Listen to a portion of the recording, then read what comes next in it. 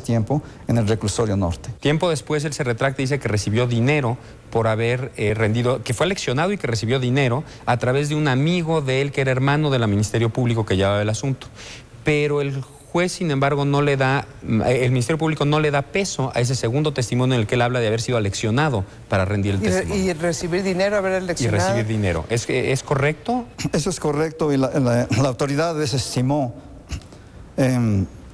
la evidencia a mi favor y le dio un peso total de prueba plena al testimonio del testigo. ¿Cuáles fueron las otras pruebas? Si nos puedes mencionar muy brevemente cuáles sí, eran esas. Se alegaba que yo tenía una relación conflictiva con mi esposa, algo que tampoco no se logró probar.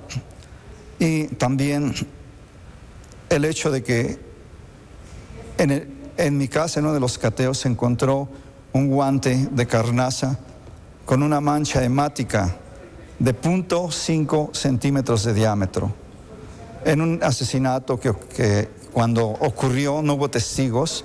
Entonces, en un asesinato como el que cometieron en contra de mi ex esposa, al atravesar un cuchillo el cuello, el asesino se tiene que macular las manos y el cuerpo totalmente de sangre, porque es una explosión total, como de una manguera que se revienta.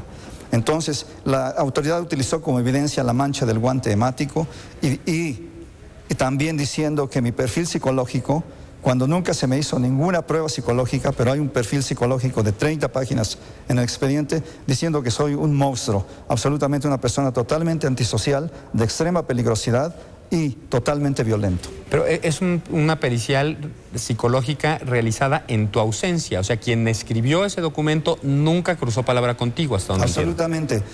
Lo que hicieron durante el proceso, en los desahogos, los psicólogos de la Procuraduría del Distrito Federal alegaron que para ellos les bastaba los testimonios de las declaraciones de 31 personas, que fueron el número de personas que declararon en mi caso. Qué poco seria es la evidencia, qué poco serias son las pruebas, qué poco serio es el proceso. O sea, y en ese sentido es un caso típico, porque vamos, es algo que hemos encontrado, de juicios basados en un testimonio endeble, un testimonio contradictorio y con... Nada más quisiera que supiéramos cuánto podría haber sido la condena.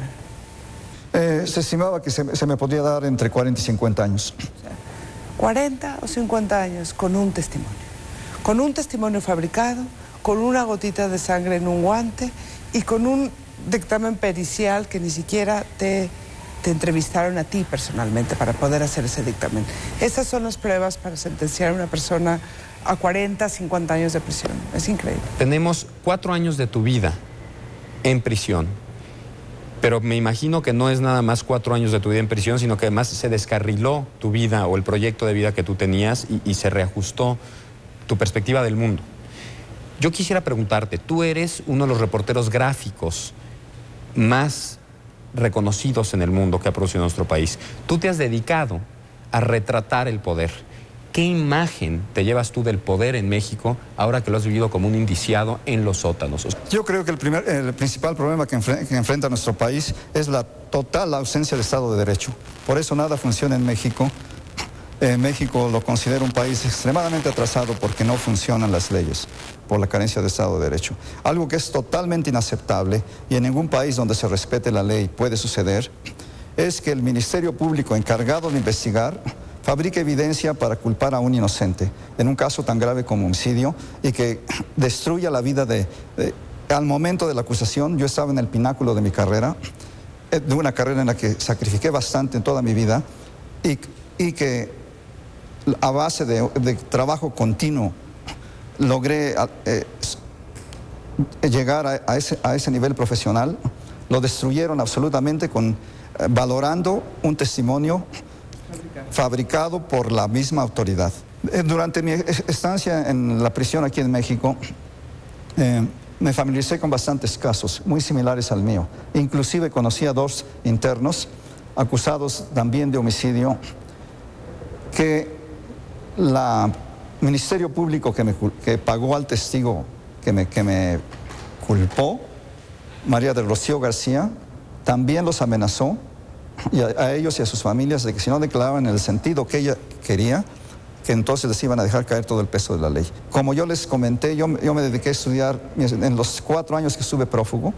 Mi caso ha tomado 8 años y medio en resolverse. En los 4 años que estuve prófugo, estudié también leyes en México para saber defenderme y continué estudiando leyes tuve acceso a muchos expedientes de indiciados en el Reclusorio Oriente. Y considero que no es una falacia los estudios que ha hecho principalmente el CIDE y Roberto Hernández y Laida Negrete acerca de que posiblemente es muy probable que 60% de la población en el Reclusorio Oriente sean inocentes. Esta es otra cara de la impunidad, ¿no? Pensamos que estos homicidios se resuelven, pensamos que es caso resuelto, la estadística lo va a demostrar como éxito en casos graves, como homicidio, robo agravado, tal y tal, cuando no tenemos la certeza, ni la víctima, que ese es el problema, puede tener la certeza de que se hizo justicia en su caso, ¿no? Sergio, gracias por el retrato que nos compartes, que debe ser doloroso, pero que es muy importante que el público lo conozca.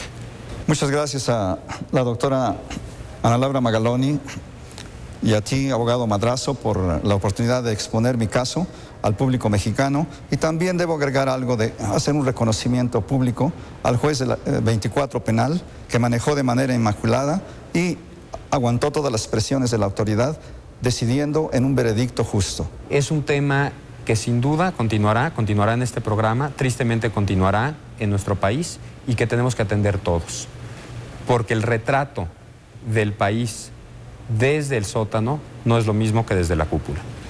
Sigamos con atención a estos casos, yo les agradezco a nombre del programa y nos vemos aquí la próxima semana.